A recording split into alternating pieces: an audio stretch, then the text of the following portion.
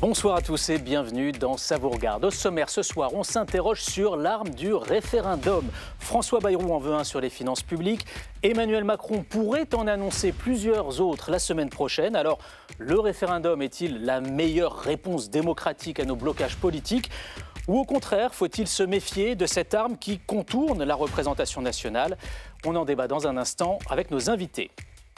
La gauche a tout fait pour la porter à Matignon. Un an après, Lucie Castet est de retour avec un livre qui pourrait faire figure de programme. Elle nous livrera sa vision politique du moment, son regard sur la rupture entre le PS et LFI et bien sûr ses propositions pour remettre la gauche sur les rails de la victoire. Enfin, la question qui fâche ce soir, alors que nous sommes en veille de pont du mois de mai et que la grève a commencé à la SNCF, faut-il interdire la grève dans les transports en commun pendant les vacances et les jours fériés? C'est ce que propose Laurent Wauquiez. On en débattra avec les députés Emmanuel Morel pour le groupe GDR et Marie-Christine Dalloz pour la droite républicaine. Voilà pour le sommaire. C'est parti pour Ça vous regarde.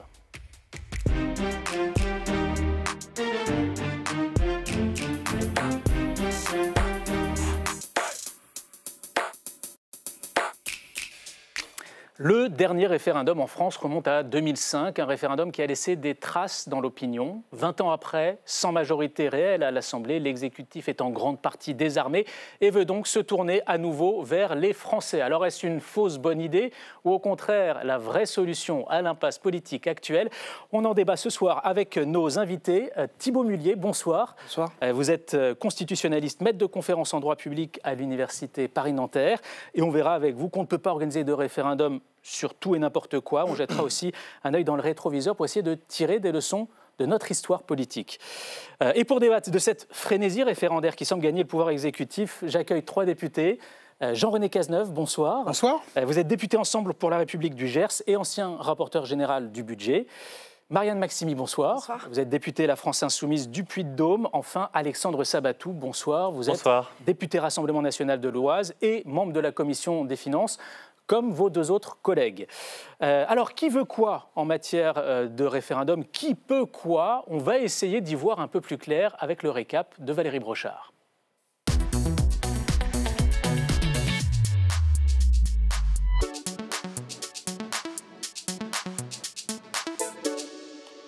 Bonsoir Valérie. Bonsoir Clément. Alors François Bayrou veut un référendum, mais qui veut du référendum de François Bayrou? Pas grand monde pour l'instant et pourtant regardez Clément, c'est pas faute d'avoir tenté de bien la vendre son idée. Le Premier ministre annonçait dans le journal du dimanche il y a 2 jours vouloir interroger directement les Français sur le redressement des finances publiques dans un entretien. Regardez, exclusif, budget, dette, impôts. François Bayrou veut un référendum. Ça en jette, hein.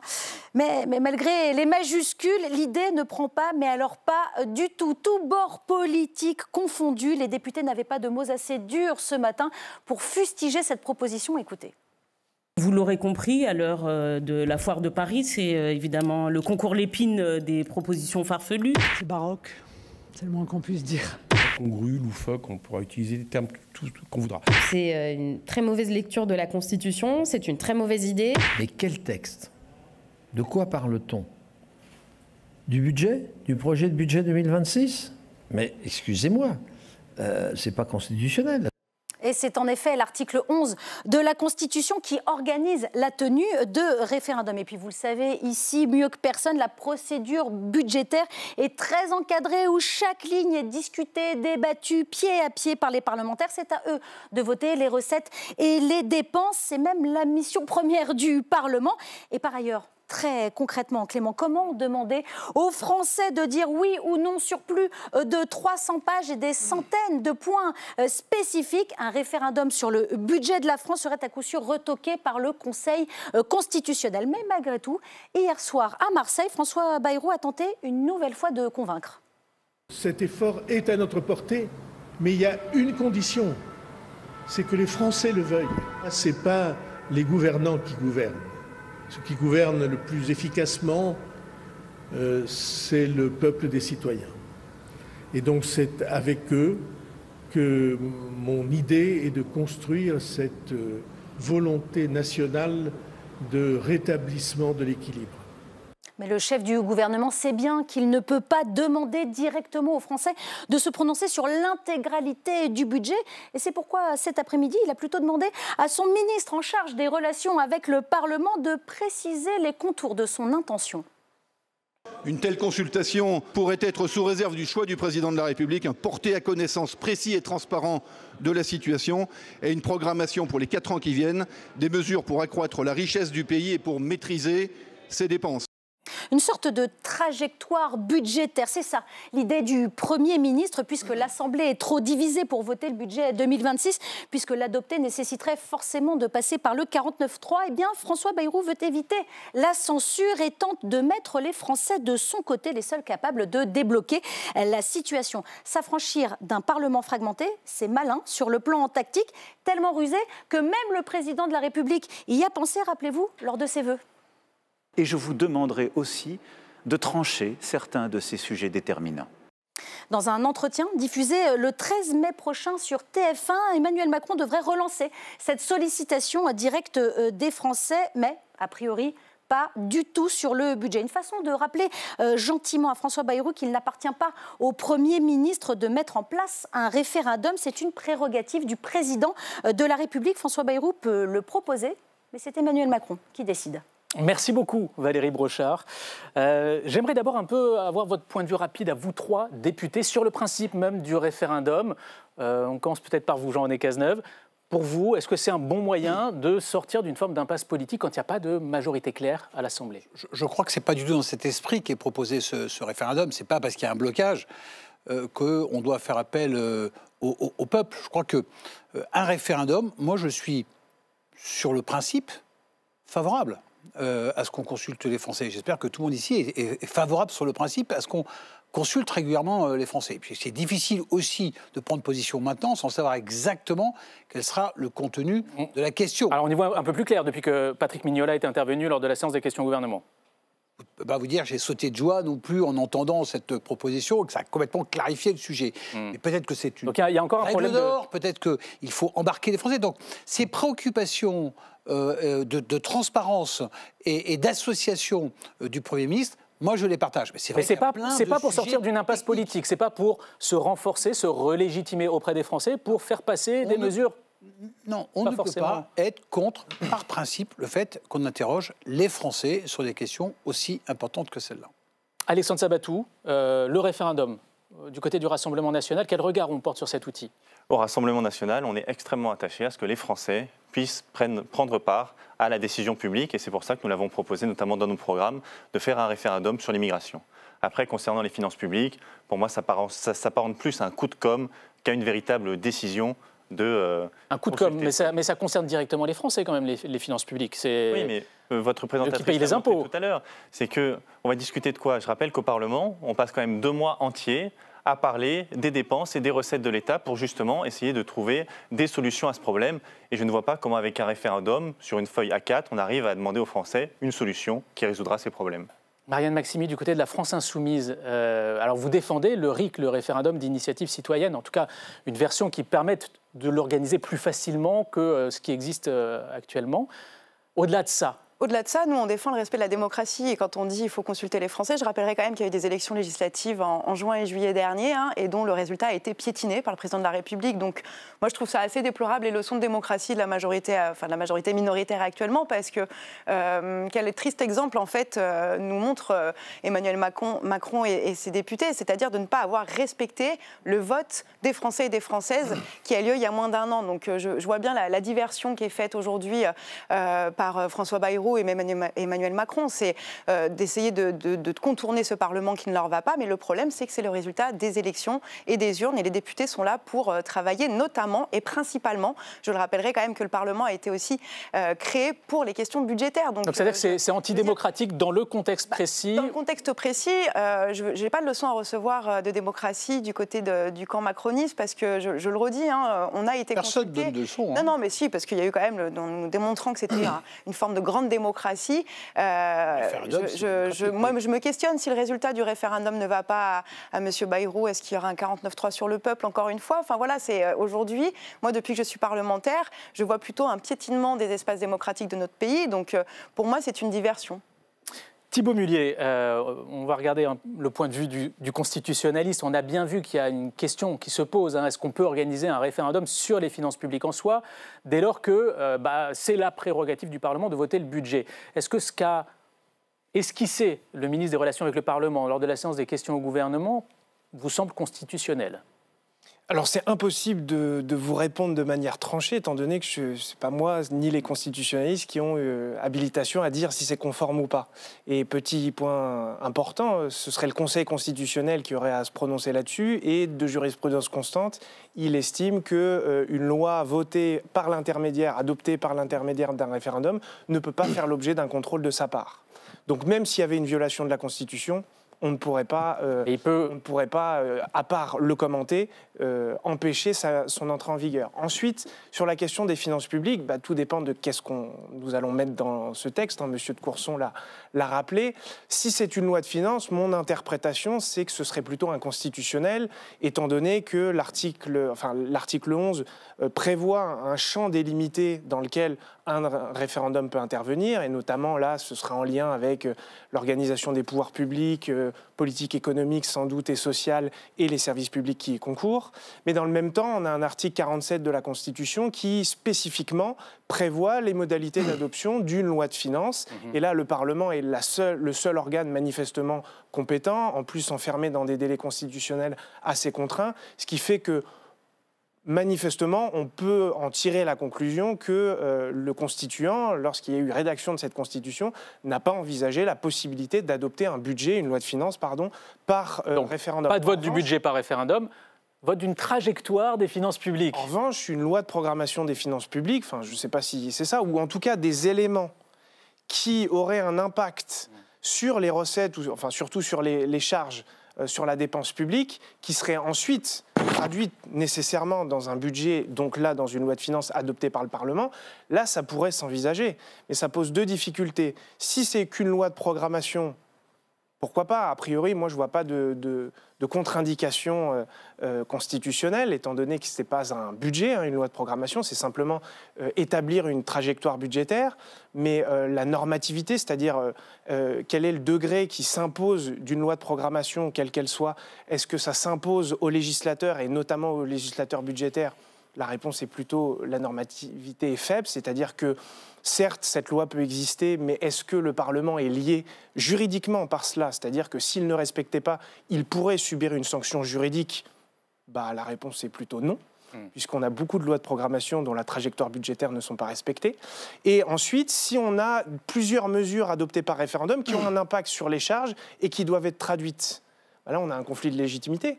Parce que passer par référendum comme adopter une loi, c'est l'expression de la souveraineté. L'article 3 de la Constitution est assez clair.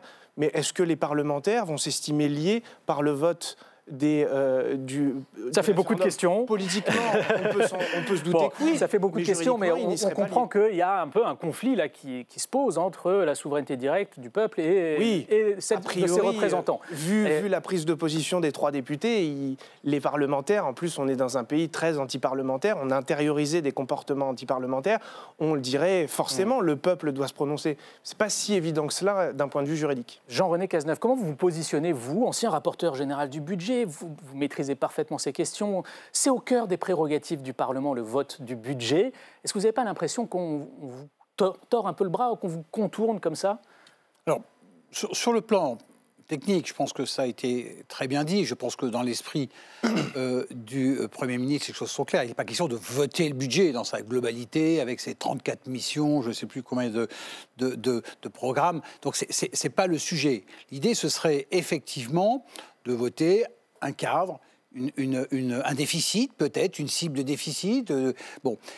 Pourquoi ce n'est pas complètement idiot? Une fois de plus, je ne peux pas vous dire, j'ai sauté de joie quand j'ai entendu cette initiative, mais ce n'est pas complètement idiot parce qu'on est face à une situation aujourd'hui extrêmement difficile.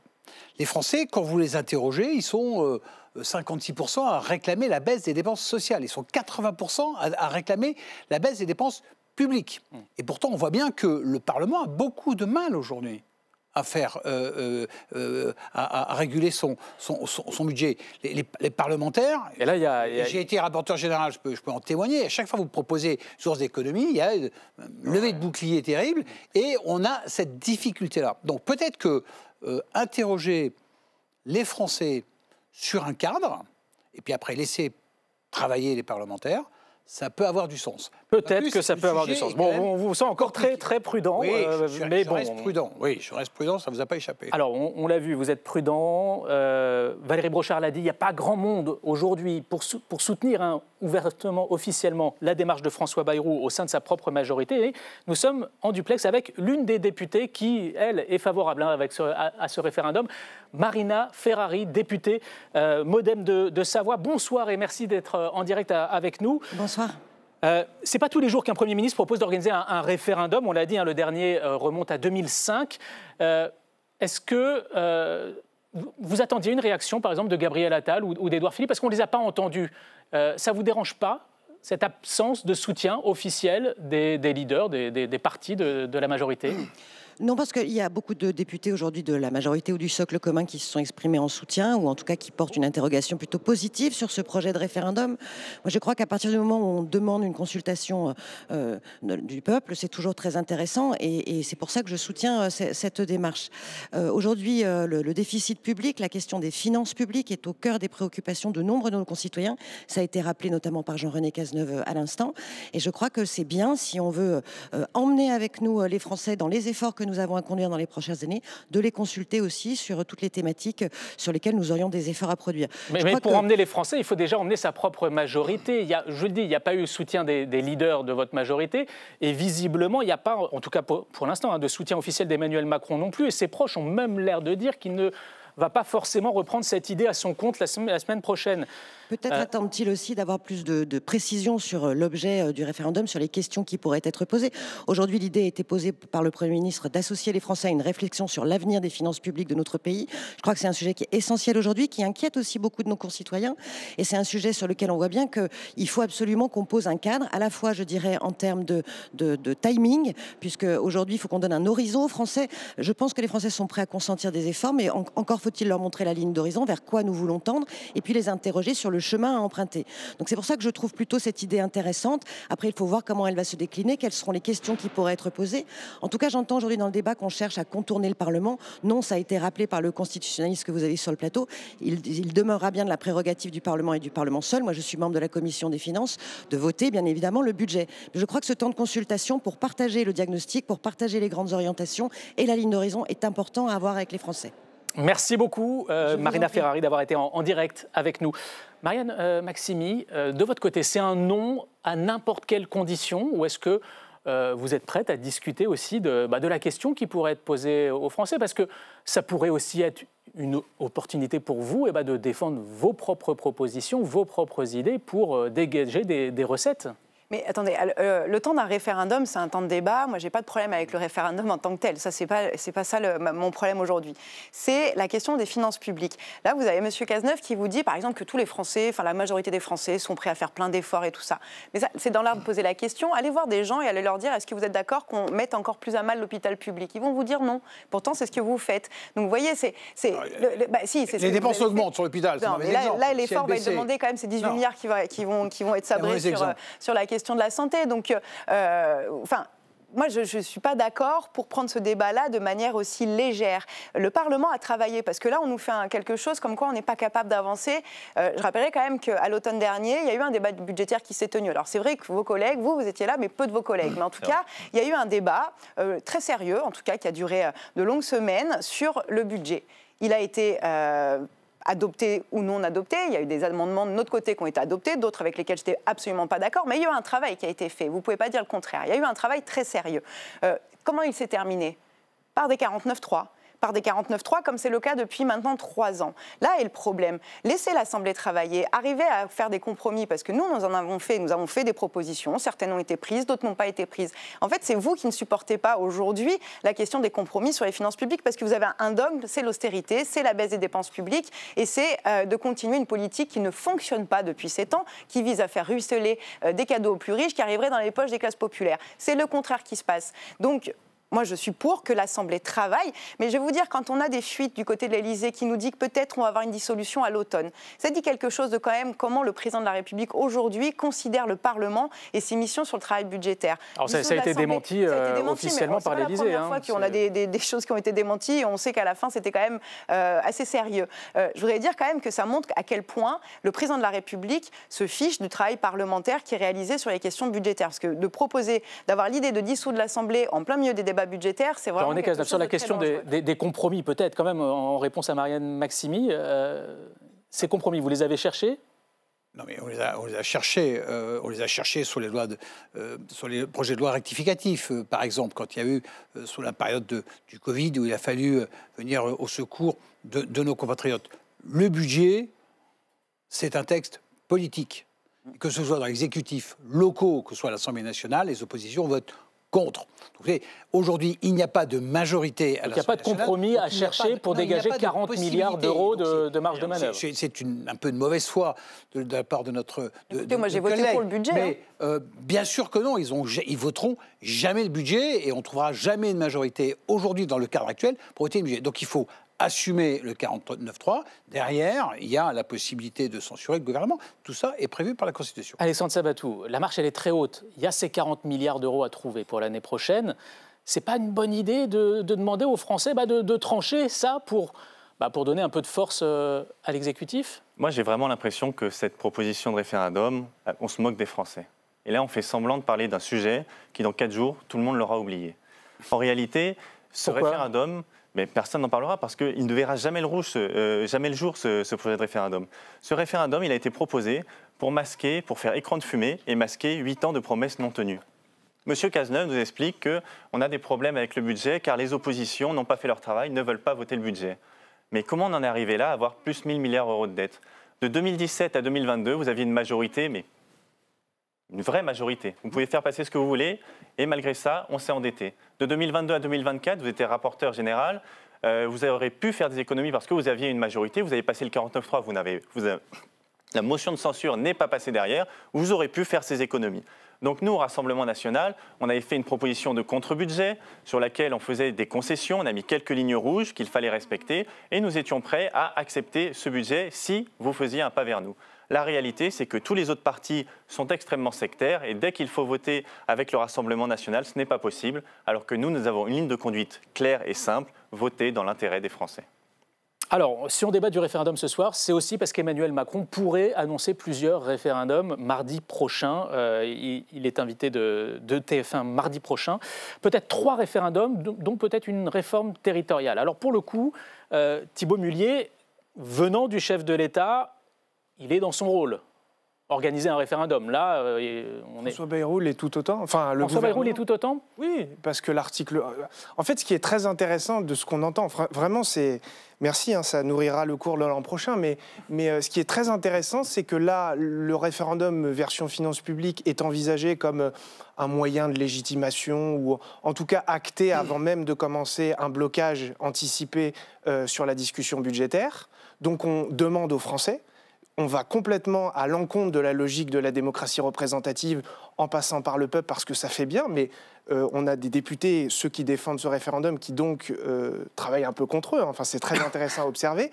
Mais surtout, on utilise le référendum dans une vision qui est contraire à ce qu'il avait été pensé, régler un conflit. Il n'y a pas de conflit pour l'instant. Et contraire à la pratique. Ouais, mais il n'a pas été encore franchi. Enfin, il ne s'est pas encore présenté. Et contraire à la pratique, la mise en pratique du référendum, hors peut-être Maastricht et le traité établissant une constitution pour l'Europe, c'est la logique plébiscitaire du général de Gaulle. Et là, c'est intéressant parce que François Bayrou, lui, le gouvernement doit proposer. Et ensuite, le président de la République a pleine autonomie pour dire on y va, on n'y va pas. Mais le président de la République lui-même dépend de son gouvernement sur la formalisation de la proposition et le contenu. Donc il doit y avoir un jeu politique entre les deux. Et là, c'est intéressant. François Bayrou dit finalement, le gouvernement, même sur une prérogative discrétionnaire de recours au référendum du président de la République, le gouvernement peut avoir un poids politique, ce qui n'était pas le cas jusqu'à présent. Et là, M. Macron est dans une logique beaucoup plus classique, en plus avec un pseudo-blocage au Parlement, mais on est dans une configuration où il dit, le Parlement n'avance pas comme lui, il l'entend, manifestement, et donc je recours aux Français, je propose d'autres réformes, etc. Et il y a une logique qui est à la fois de... On anticipe un blocage, donc ça c'est un peu bizarre, parce que le référendum est vraiment là pour purger un blocage. Il y a sans doute une logique plébiscitaire, avec, comme c'est souvent sa formule, en prenant son risque, c'est peu de le dire, parce qu'on a toujours le problème, c'est on pose une question, mais après on ne contrôle pas l'électorat. Et on vote parfois pas sur la question, mais sur la personne qui pose la question. En tout cas, 2005 a montré que ça avait été en partie lié à cela. Jean-René Cazeneuve, vous êtes dans la confidence? Vous savez quelle question Emmanuel Macron veut poser aux Français? Non, pas du tout. Non. Vous avez une petite idée peut-être quand même, non? Ou des envies? Écoutez, moi, je me sens pas dépossédé d'un quelconque pouvoir parce qu'on va poser une question aux Français. Bon, je suis un grand défenseur de la démocratie représentative, bien évidemment, mais on sent quand même un besoin de la part de nos concitoyens, de consultations plus directes. Il y a eu les conventions citoyennes. Moi, je trouve que c'est plutôt un succès. On ne sera peut-être pas d'accord avec ça, mais il y en a eu. Il y a un certain nombre de référendums, pas assez non plus locaux. Oui, on dit toujours que les référendums, il y a très peu de référendums locaux. Et quand ils sont organisés à Paris, il y a très peu de personnes qui répondent. Moi, je suis pour ces initiatives. Et moi, j'attends avec impatience les propositions que fera le président de la République. J'espère qu'il posera plusieurs questions, parce que si vous posez une seule question, effectivement, ça se transforme en pour ou contre Emmanuel Macron. Et ça, je pense que ce serait un piège qui ne servirait personne. Il y a une question que vous aimeriez voir posée, voire tranchée par les Français? Écoutez, il y a plein de sujets sur l'organisation territoriale. C'est vrai qu'aujourd'hui, on est sur un blocage. Tout le monde va dire qu'il y a un millefeuille territorial, c'est beaucoup trop, qu'il faut simplifier tout ça. Ah bon? Oui, mais alors, on simplifie quoi? Quand vous avez posé la question au département, je vais vous dire non, il faut le retour de la clause. Vous pensez que c'est le sujet qui préoccupe les Français aujourd'hui? Par rapport aux intercommunalités. Donc, c'est une question qui pourrait être posée aux Français, qui pourrait nous permettre peut-être d'avancer. Il y a un certain nombre de rapports qui ont été faits par Révillon, par Éric Woerth sur le sujet, donc on pourrait trancher par le référendum. Alexandre Sabatou, vous, la question que vous aimeriez poser aux Français par voie référendaire? C'est celle que nous avons proposée lors de notre programme présidentiel en 2022, c'est un référendum sur l'immigration. Les Français subissent l'immigration massive depuis des années et personne ne leur a demandé leur avis. 70% des Français veulent un référendum sur ce sujet, pour qu'on parle enfin de la priorité nationale dans la Constitution, la suppression du droit du sol ou réserver les aides sociales aux Français. Alors, sur ce plateau... L'avis quand même de Thibault Mullier sur ce point précis, parce que le Conseil constitutionnel estime qu'on ne peut pas poser ce type de questions dans le cadre de le Rassemblement national est assez transparent. Il défend lui-même, à part l'un de ses juristes, que c'est plutôt inconstitutionnel et que l'essentiel du programme sur son volet discriminatoire est inconstitutionnel, et donc que passer par un référendum en comptant sur le fait que le Conseil constitutionnel, ce qui est fort probable, se déclare incompétent, puisse faire adopter par référendum des parties de son programme. En tout cas, c'est ce qui avait été annoncé. Vous en ferez quoi de l'avis du Conseil constitutionnel sur les réseaux sociaux? Si vous êtes élu et que vous organisez ce référendum? Le champ, il faudrait réviser le champ de l'article 11. Au Rassemblement national, on fait de la politique pour changer la vie des gens. Et autour de ce plateau, on n'a que des conservateurs qui veulent que rien ne bouge en réalité. Je ne suis pas un conservateur, moi je regarde le droit. Tout le monde sur ce plateau... Non, juste la Constitution, pas vous, incontestablement. On ne développe pas l'idée raciste. Le respecter la Constitution, oui, Quand on parle, là, ici, sur ce plateau, on nous explique tous qu'on est pour les référendums. Pas tous en même temps, s'il vous plaît. Quand il s'agit de se positionner sur des vrais sujets, et ben là, il n'y a plus personne qui sont pour les référendums parce qu'il y a un mépris du peuple. Et alors ça, il faut changer la Constitution. Et c'est pour ça qu'en 2005, ce référendum nous a fait extrêmement mal et qu'on n'a plus consulté le peuple depuis. On va en parler dans un instant. On n'est pas conservateur, on combat les idées racistes, c'est la différence avec vous, monsieur. Moi, s'il y avait une question que Emmanuel Macron devrait poser aux Français, moi je pense c'est est-ce que stop ou encore, c'est est-ce qu'il doit démissionner ou pas. Ça, c'est un vrai référendum qu'il pourrait mettre aujourd'hui à l'ordre du jour. Et ça serait, à mon avis, la meilleure chose à faire pour remettre son mandat en jeu par voie référendaire. Et pourquoi pas? Il pourrait? Ça me paraît cavalier dans le sens où le législateur, si on reste d'un point de vue très technique, ça veut dire vous posez une question qui peut s'apparenter à l'organisation des pouvoirs publics. Pourquoi pas? Déjà, là, on pourrait beaucoup le discuter. Mais donc, il y a une loi. Admettons qu'elle est adoptée. C'est une loi adoptée par référendum. Elle s'impose au pouvoir public. Le président se demande son autodestitution. Autant faire plus. On n'est pas là. Plus sérieusement, il y avait une question, par exemple, nous avons mis dans le débat au moment de la bataille des retraites. Nous avons demandé un référendum sur la question de l'âge de départ à la retraite. Je pense que ça, par exemple, c'est un sujet qui concerne la vie vie des gens très concrètement. C'est un sujet sur lequel le Parlement a été écrasé dans le sens où il y avait une majorité pour ne pas voter cette réforme, c'est passé en 49-3. La majorité est plus vaste que les deux personnes ici sur ce plateau, monsieur. Et je pense que là, pour le coup, on peut regarder tous les sondages d'opinion, pas ceux qui m'arrangent, mais en tout cas tous les sondages d'opinion qui ont été faits pendant cette bataille parlementaire. L'extrême majorité des Français était contre cette loi. Un référendum courageux qui changerait la vie des gens serait celui de la question des retraites et de l'âge de départ à la retraite, mais qui est une question complexe, parce que par exemple, moi je suis partisane de la retraite à 60 ans. Donc on pourrait aller beaucoup plus loin sur les questions de débat qu'on peut avoir avec les Français et les Françaises. En tout cas, cette loi, elle est injuste. C'est le sujet sur lequel vous aimeriez. Et je pense que, en tout cas, c'est celui qu'on a demandé. Je vous rappelle que ça a été non validé. J'aimerais qu'on se penche un peu sur notre histoire politique récente, celle de la Ve République, qui montre que le référendum peut parfois être une arme à double tranchant. Baptiste Garguy-Chartier nous rafraîchit un peu la mémoire.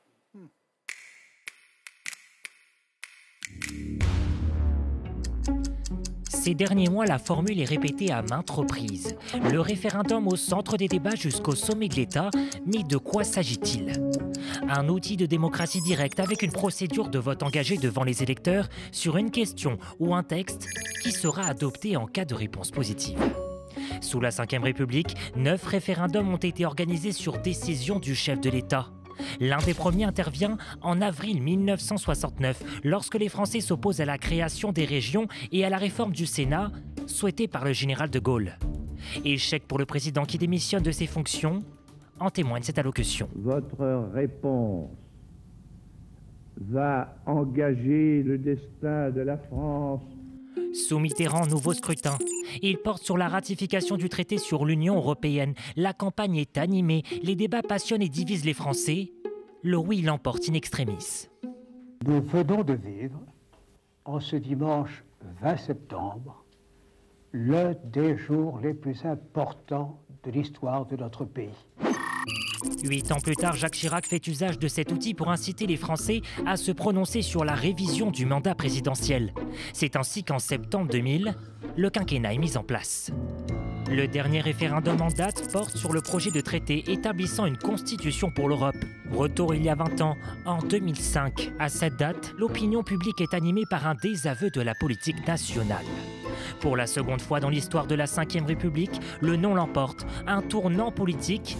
Mais à la différence du général de Gaulle, Jacques Chirac ne démissionne pas, mais change de Premier ministre. Le chef de l'État a accepté ma démission et celle de mon gouvernement. Le traité sera finalement adopté quelques années plus tard sous l'ère Sarkozy. Un imbroglio politique qui aura sans doute laissé des traces, et pour preuve, aucun référendum n'a depuis été organisé. Thibaut Mullier, quelle leçon est-ce qu'on peut tirer de ces différents référendums sous la Ve République, et notamment à celui de 69, celui de 2005 ? Celui de 69, c'est logique plébiscitaire du général de Gaulle qui en assume les conséquences. Le président est irresponsable politiquement de ses actes, mais en dehors du cadre constitutionnel, il a mis en jeu sa responsabilité et il en a tiré les conséquences. Ce qui n'a pas été le cas en 2005. Puisqu'il avait, Jacques Chirac avait appelé à voter en sa faveur. Il y a eu une soupape de décompression avec l'acceptation de la démission du gouvernement Raffarin. Après, est-ce que le vote du référendum a été trahi? Vous pouvez tenir les deux thèses. Oui, parce que... en 2005, vous voulez dire? En 2005. Parce que deux ans après, le traité de Lisbonne était signé et c'était... peu ou prou. Mais le problème est toujours le même, c'est le conflit de légitimité, parce que l'article 3, c'est la souveraineté nationale appartient au peuple, qu'il exerce par la voie du référendum ou par la voie de ses représentants, et les représentants, 2 ans après, n'étaient plus les mêmes. Rien n'implique qu'un vote par référendum produise des effets ad vitam aeternam, et donc on change les personnes, on change les représentants. C'est un hold-up démocratique qui a été fait. Là, je suis désolé, on ne peut pas dire le contraire. Vous pouvez le défendre, mais je veux dire, juridiquement, ça tient. Oui, d'accord. Politiquement, ça, c'est votre affaire, c'est pas la mienne. Jean-René Cazeneuve, le mot de la fin pour vous peut-être. Qu'est-ce que vous feriez d'un non des Français à une consultation sur les 40 milliards d'euros d'économies budgétaires à dégager? Écoutez, si les Français disaient non, il ne faudrait pas le faire. Mais je veux dire, il faudrait d'abord donner-nous la chance d'expliquer pourquoi aujourd'hui le rétablissement des finances publiques de notre pays est un sujet absolument essentiel. Mais la France peut ne pas dégager ces 40 milliards d'euros aujourd'hui vis-à-vis des institutions de la Commission européenne? Le peuple est souverain, mais je crois le peuple est responsable. Le peuple peut comprendre aujourd'hui cette nécessité. On n'a pas envie de dépenser 100 milliards d'intérêts de la dette dans 3 ans. Merci à tous les quatre d'être venus sur le plateau de Savoir Regarde. C'est la fin de ce débat. On n'a pas fini de parler de référendum, on l'a compris. On attend les annonces d'Emmanuel Macron la semaine prochaine. On ouvre la deuxième partie de l'émission à présent avec notre invitée ce soir. Elle est haut fonctionnaire, passée par l'ENA, économiste, ancienne candidate de la gauche à Matignon. Bonsoir Lucie Castet. Bonsoir. Vous publiez un livre sous forme de questions. Où sont passés nos milliards? Marco Pommier l'a lu pour nous. Si on vous invite Lucie Castet, c'est parce que vous en êtes convaincu. La gauche peut gagner en 2027. Une reconquête politique à laquelle vous souhaitez contribuer en commençant par ce livre « Où sont passés nos milliards ?» Des constats, des idées, presque un programme au service d'un projet. À l'appui des mêmes chiffres, sans cesse convoqués pour expliquer les coupes dans le budget de l'État, montrons qu'il est possible et souhaitable de trouver de l'argent, qu'il est réaliste, en prélevant un peu plus sur le patrimoine de quelques-uns, de financer davantage le patrimoine de tous, les services publics. Les services publics, c'est un peu votre ADN politique, Lucie Castet. Cofondatrice et porte-parole d'un collectif sur le sujet, haute fonctionnaire, ancienne directrice financière à la mairie de Paris. À votre CV, il faut aussi ajouter cette candidature à Matignon. En juillet dernier, c'est sur votre nom que l'Alliance des gauches s'accorde, après la victoire du NFP aux législatives. L'été qui suit ma désignation est une immense lessiveuse, un condensé de 15 ans de vie politique en 3 mois. Une exposition médiatique totalement nouvelle, brutale et d'une grande intensité. Sous le feu des projecteurs, existez autant que possible dans l'euphorie des JO, vous enchaînez les déplacements et les médias. Épilogue de l'été, votre rencontre à l'Élysée avec le chef de l'État, accompagné des ténors de la gauche. Ça ne suffira pas, le maître des horloges refuse de vous nommer au nom de la stabilité institutionnelle. 59 jours d'attente pour choisir finalement Michel Barnier. Je suis très en colère, comme je pense des millions d'électeurs français. Drôle d'été, Lucie Castet, mais vous n'avez pas dit votre dernier mot. Ne lâchez rien. En campagne avec Marine Tondelier depuis, pour imposer une candidature commune à gauche en 2027. Oui, mais avec quelle tête en haut de l'affiche? C'est toute la question.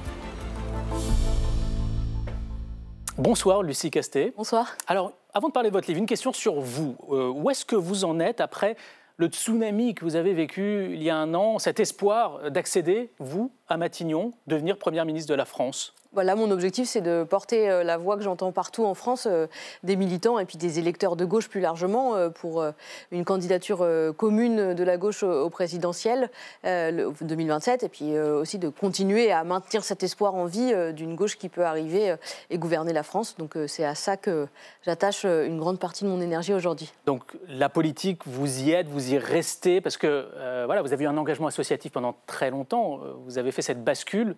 Tardivement. J'y suis toujours d'une manière un petit peu atypique, puisque j'ai pas de mandat, il n'y avait pas d'élection, donc j'ai pas de mandat à ce stade, mais donc je consacre de l'énergie à cela, mais dans un peu de côté. Je joue un peu un rôle de tiers de confiance auprès des partis. J'essaie de le faire en tout cas.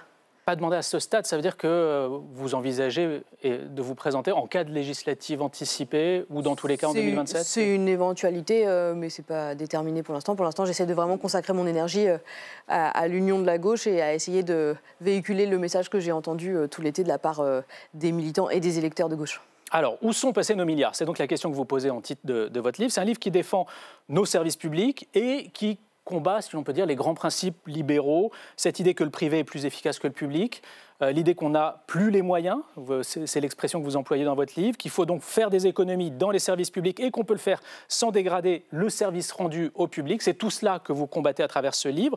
Ces idées-là, elles vous semblent majoritaires aujourd'hui dans le débat public, dans les médias, dans les radios, les télés, dans la presse écrite? Je constate une forme de paradoxe que j'essaie de résoudre en partie avec mon livre. C'est l'idée qu'il y a une idée majoritaire dans la population qui est véhiculée beaucoup par les médias et par la classe politique qui est nous n'avons plus les moyens, les caisses sont vides, mais en même temps, l'autre pendant du paradoxe, c'est qu'on constate que nos services publics dysfonctionnent de plus en plus, que ça s'aggrave et que la majorité de la population française aimerait voir les services publics s'améliorer. Et donc, et ça veut dire quoi? Ça veut dire que c'est une défaite idéologique de la gauche? Oui, en partie. Je pense que la gauche ne s'est pas suffisamment approprié la question des finances publiques et la question économique et financière en général, et s'est laissé imposer l'idée selon laquelle l'histoire était terminée d'une certaine manière, l'histoire budgétaire était terminée. C'est aussi l'objet du débat que vous aviez sur votre plateau précédemment.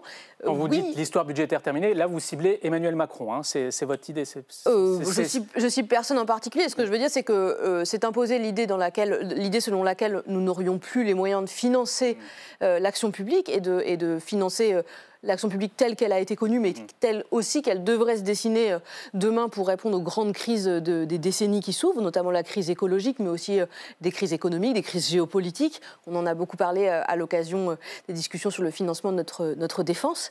Et donc, moi, ce que je dis, c'est qu'il n'y a pas de fatalité. L'histoire n'est pas écrite. On peut encore se redonner des marges de manœuvre, à la fois grâce à des nouvelles recettes, mais aussi en utilisant mieux les moyens de la puissance publique aujourd'hui. Dans un entretien récemment, vous avez eu cette phrase: « La France est un pays d'électeurs de gauche qui s'ignore ». Qu'est-ce qui vous fait dire ça ? Ce qui me fait dire ça, c'est aussi, je rebondis sur votre première question, c'est que je pense qu'il y a une opinion majoritaire dans le pays qui est de dire on est attaché à nos services publics. Nous sommes un pays qui s'est construit dans l'histoire récente autour de nos services publics. Il y a un vrai attachement de la population aux services publics. Les gens déplorent beaucoup que les services publics dysfonctionnent. Et donc je pense qu'au fond, si les gens votaient en fonction de leurs intérêts et en fonction de leurs intérêts socio-économiques et en fonction de leur attachement aux services publics, alors ils seraient plutôt amenés à se tourner vers la gauche. C'est ça que je dis.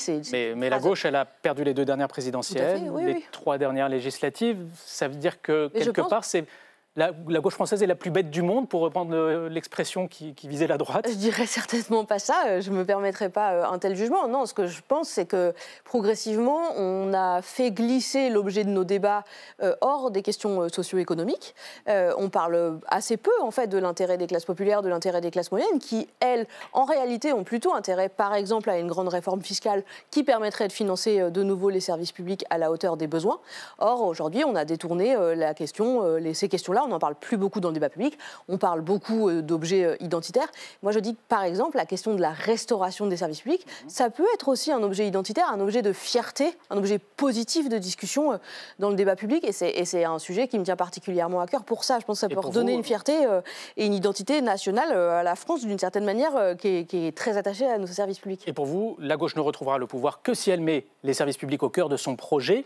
Ce n'est pas suffisamment le cas aujourd'hui.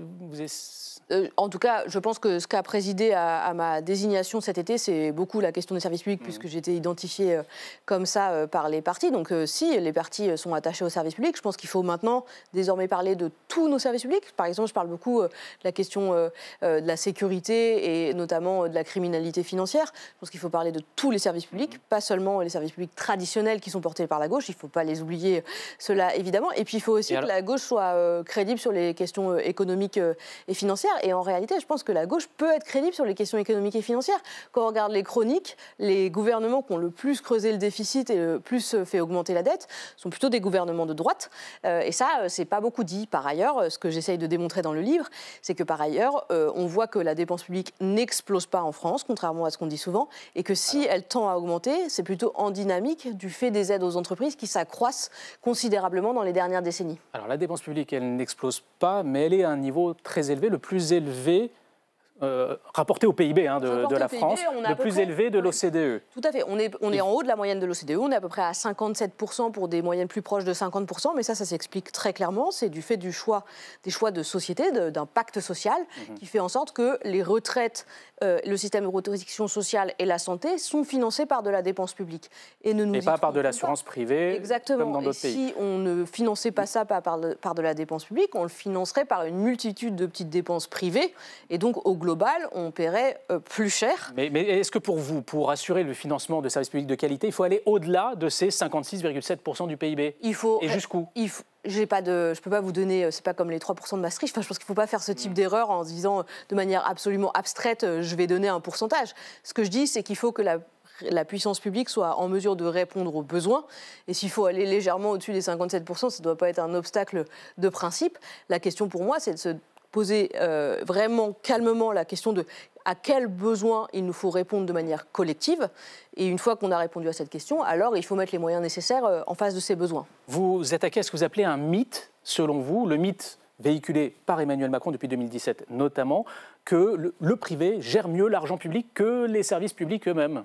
Oui, je pense que c'est... Pourquoi vous parlez de mythe? Qu'est-ce qui vous fait dire ça? Ce qui me fait dire que c'est un mythe, c'est qu'il me semble qu'il y a une forme de présomption de supériorité de l'organisation du privé sur le public. C'est pour ça, par exemple, qu'on a souhaité importer les méthodes de management, d'organisation des entreprises privées dans le public, avec les conséquences qu'on connaît, par exemple à l'hôpital ou dans la recherche, où on a des agents publics qui nous racontent que leur quotidien est devenu, pour grande part, le fait de remplir des documents qui permettent de justifier à l'hôpital de la tarification à l'acte. Ça veut dire que vous êtes pour la simplification administrative, oui, qui est partie, portée mais moi, davantage par la droite et les macronistes. Mais j'ai aucun problème à avoir des points de convergence. Et ça veut dire que c'est un débat dont doit aussi se saisir la gauche? Oui, tout à fait. Je pense qu'il y a en France une forme de bureaucratisation de l'administration qui est advenue, en partie, et ça c'est contre-intuitif, on ne le dit pas beaucoup, en partie lié au fait qu'on a importé des méthodes du privé qui permettent de s'assurer de la rentabilité d'action.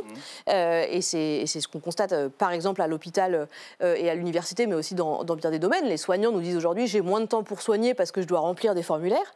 Et donc oui, je pense qu'il y a de la simplification à faire. Je ne dis pas que les services publics fonctionnent de manière absolument parfaite aujourd'hui en France. Est-ce que la question de l'efficacité de la dépense publique est une question pertinente? C'est tout à fait une question pertinente. Et je pense qu'à cet égard, c'est aussi ce que j'essaie de démontrer dans le livre. Je trouve qu'il y a une posture assez paradoxale des gouvernements successifs récents sur le rapport à l'expertise. Parce que, je m'explique, par exemple, on constate qu'il y a beaucoup de documentation, d'études, y compris des études publiques par des organes qui dépendent de la puissance publique, qui montrent par exemple que le CICE, donc le crédit d'impôt compétitivité qui a été transformé en exonération pérenne, et le crédit impôt recherche, qui sont pas efficaces, qui ne sont pas à la hauteur des moyens qu'on y met, que les objectifs ne sont pas remplis, et pourtant on n'en tire aucune conséquence. Donc je pense qu'il faut tirer des conséquences de tous les types d'expertise. On en a débattu avant que vous n'arriviez sur ce plateau. François Bayrou a proposé ce week-end d'organiser un référendum sur les finances publiques, avec cet obstacle à franchir, 40 milliards d'euros de réduction des dépenses publiques. La gauche est contre. On n'a pas entendu, hormis peut-être le député PS Philippe Brun, de responsables de gauche se saisir de cette possibilité, peut-être aussi pour la gauche, d'imposer ces termes du débat. Moi, je conteste déjà les termes du débat selon lesquels il faudrait uniquement faire peser l'effort de rétablissement des finances publiques sur une réduction des dépenses. Je pense que c'est une erreur politique à mon sens, et c'est une erreur parce que ça va conduire à détruire encore plus, à détériorer encore davantage la situation des services publics. Moi, je pense qu'il faut se poser aussi la question des recettes.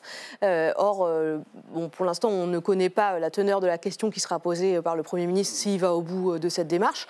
Et puis sur la forme, je m'interroge aussi sur la question de ne pas mettre dans les mains du Parlement l'outil de confection du budget, parce que c'est quand même, ça revient normalement aux parlementaires. Un mot de la gauche pour conclure. Vous avez dit que vous vouliez être ce trait d'union qui favoriserait l'union de la gauche en vue de la présidentielle. La rupture, elle est consommée aujourd'hui entre le PS et la France insoumise. Cette rupture, elle ne s'est pas tant faite sur le projet porté par le NFP, elle s'est faite davantage sur les valeurs. Est-ce que ça ne rend pas cette rupture irréconciliable, définitive? L'histoire politique est longue. Au lendemain des élections européennes, souvenez-vous, personne n'aurait prédit la création du nouveau Fonds populaire. Il y a eu une forme de pression très forte des citoyens de gauche de ce pays qui ont souhaité que l'union se fasse. Il n'est pas exclu que ça arrive de nouveau. L'union s'est faite aussi autour de la question des services publics. C'est vraiment à ça que j'œuvre moi. Moi, ce qui m'intéresse, c'est vraiment le fond et les attentes des électeurs. Et donc, c'est là-dessus que je me concentre. Merci beaucoup, Lucie Castet. Je rappelle le titre de votre ouvrage, donc, « Où sont passés nos milliards ?», publié aux éditions du Seuil. On passe à présent à la question qui fâche.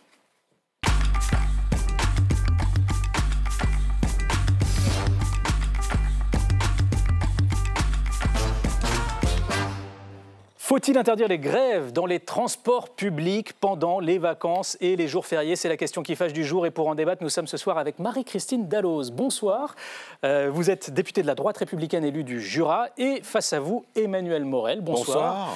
Vous êtes membre du groupe GDR, Gauche démocrate et républicaine, sans être membre du Parti communiste, je le précise, parce que vous y tenez. Et avant de débattre, Clément Perrault nous présente précisément les termes de ce débat.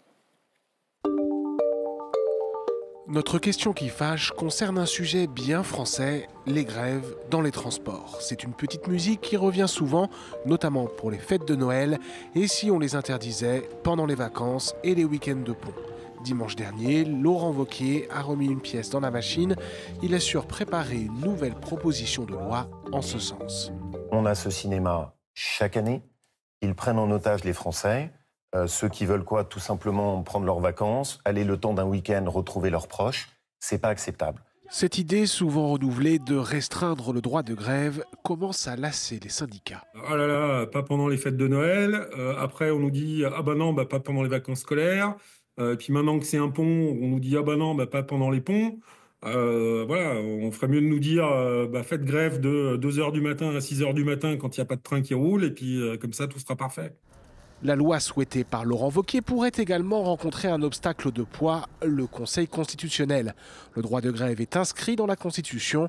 Il faudrait un argument solide pour le contourner. On n'a jamais eu une interdiction justifiée simplement pour quelque chose qui relève des loisirs jusqu'à présent. Donc on ne sait pas comment le Conseil constitutionnel pourrait se saisir de la question. Alors, maintes fois évoquée, jamais concrétisée, la question qui fâche, la voici. Faut-il interdire les grèves dans les transports pendant les vacances?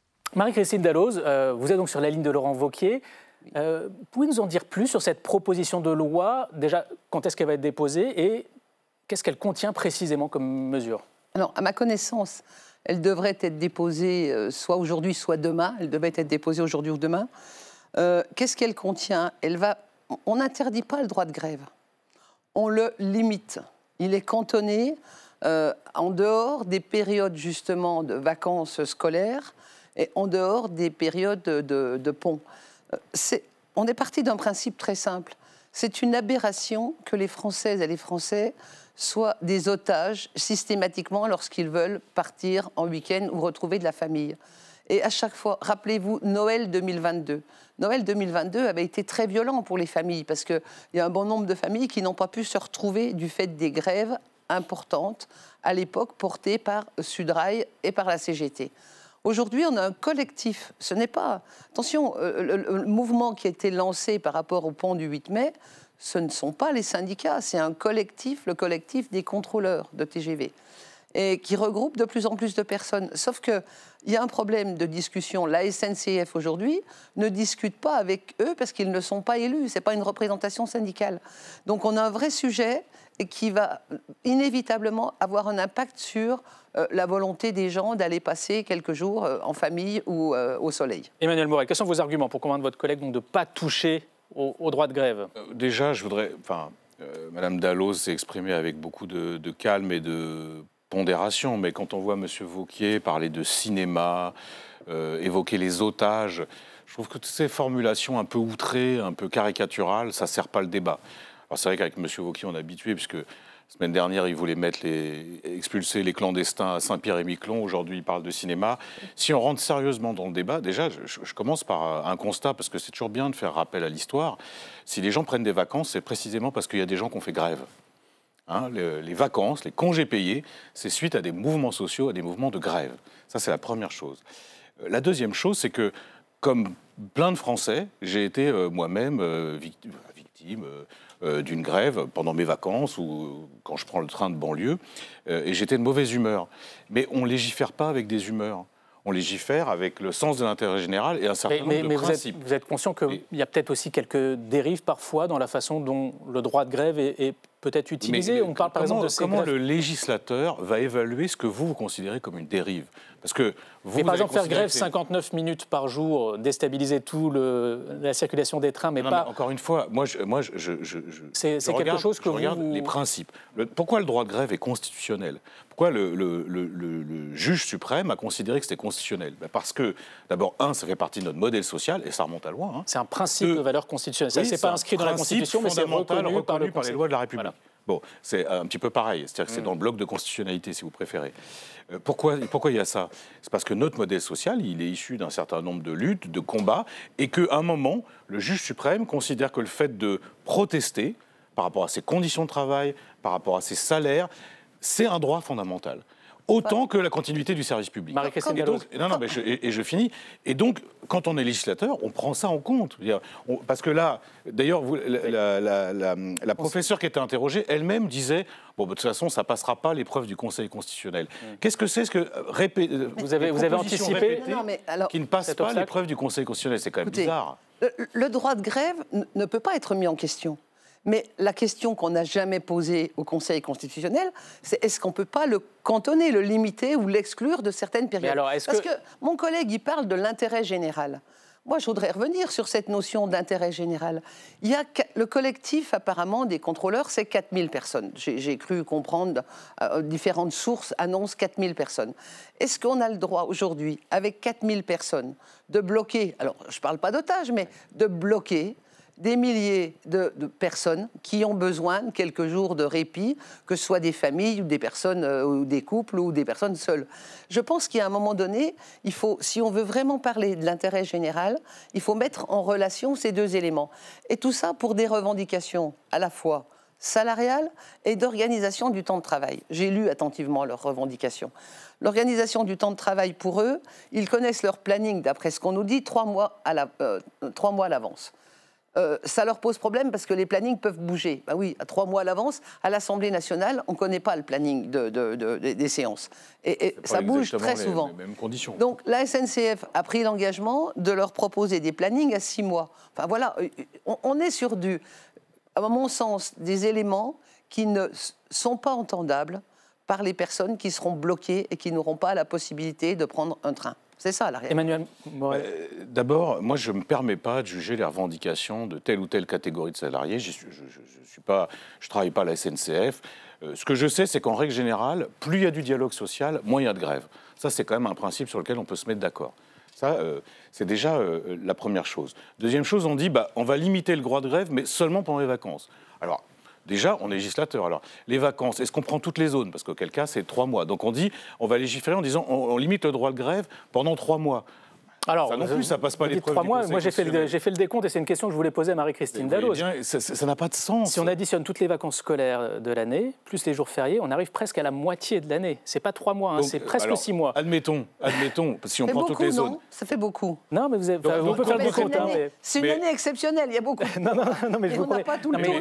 C'est une vraie question. Est-ce que là, ça vous semble proportionné? Et justement, vous abondez totalement dans le sens de ma démonstration. En réalité, ça vise à remettre en cause le droit de grève. Mais il y a aussi... C'est bien ça le problème, c'est le non-dit de la proposition de M. Wauquiez. Il y a un élément dont on n'a pas parlé, mais qui me semble aussi fondamental.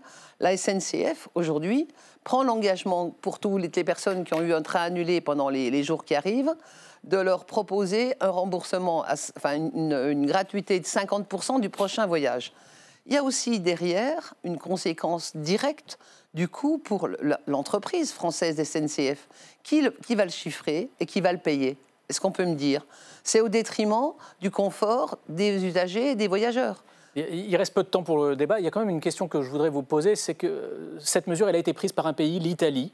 Elle l'a mis en œuvre. Concrètement, est-ce que l'un comme l'autre, vous en avez tiré des leçons, des conséquences? Est-ce que les cheminots italiens ont plus de difficultés à faire valoir leurs droits aujourd'hui dans le cadre du dialogue social? Oui, et c'est d'ailleurs navrant parce que si on a le débat de fond sur l'état des transports publics en Europe, par exemple, et même à la SNCF, il y aurait beaucoup de choses à dire sur la sécurité, sur les conditions de travail des agents, sur l'état du matériel roulant, parce que ça c'est des sujets de fond qui intéressent aussi les Français. Vous savez, par exemple, pour les Franciliens ou les Valdoisiens dont je suis, qui prennent le RERD, il n'y a pas besoin de grève pour qu'ils soient en retard tous les jours. Sur l'Italie, parce que les équipements... je vous parlais de l'Italie. En Italie, c'est exactement la même chose. C'est-à-dire qu'on a, faute d'investissement, depuis des années, on a des gens qui sont en retard. Marie-Christine Dalloz. Le système ferroviaire fonctionne bien. Allez, justement, moi, que ce soit la Suisse, c'est un pays voisin, que ce soit... Non, mais attendez, que ce soit la Suisse, que ce soit l'Italie.